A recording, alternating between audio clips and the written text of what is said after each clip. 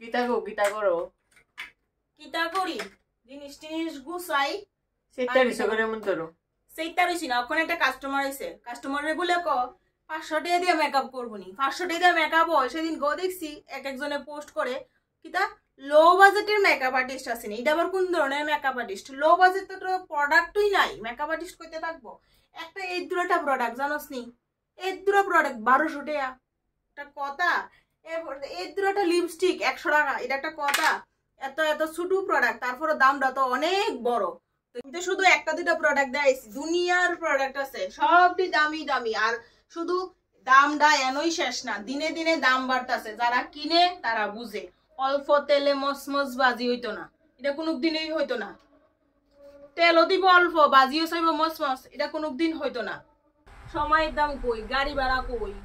মেকআপের প্রোডাক্টের দাম কই পরিশ্রম কই একটা মানুষের